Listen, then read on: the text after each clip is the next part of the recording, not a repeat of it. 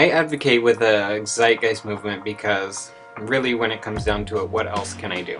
I went shopping around for nonprofit and activist help organizations, and I found that they all address problems. While there are so many, they all address problems in a piecemeal fashion, and I wasn't interested in just solving one problem, and then many of the organizations are focused, at least some of their resources, on just getting more funding, and it's a continual problem of funding, and then when the funding runs out, they're out of business, and so then they can no longer provide that help.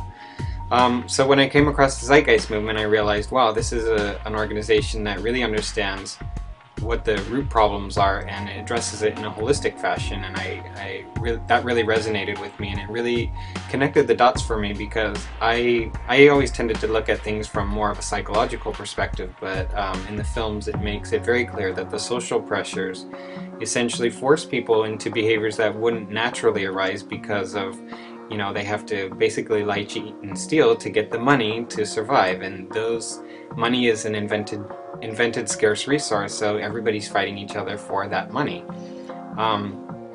That's one point. The other thing is that how can you live in society and not notice all these problems? I mean, every day you turn on the radio or any news report or your friends and family, they're always bringing up problems that relate back to this scarcity system of money. And you can't, some people, they try and they attempt to wall themselves off from the rest of the world just as long as they get their daily amusements, but in the end there's a word for that. It's isolation, and isolation leads to sorrow. So I don't think that people can be really well adjusted and happy if they have to continually engage in those kinds of behaviors to make sure that they stay sane in this kind of world. So I feel like this is the right venue for me to express that and to encourage change in our society. We tell kids from a young age that they should follow their dreams or their passions, but really what we mean by that is follow them as long as they lead to money, and those things are often in conflict with each other, and in the resource-based economy that's proposed, those things wouldn't be in conflict anymore. People could make their contribution, and it could be a gigantic contribution that they wouldn't be able to make in another system, in this system in particular. And a final note about moving forward, a great film. In the beginning, there's the part about how social and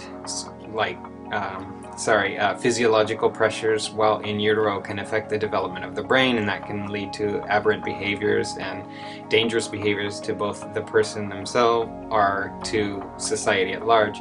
And I just wanted to point out that there's one other thing to keep in mind, and that is the plasticity of a brain.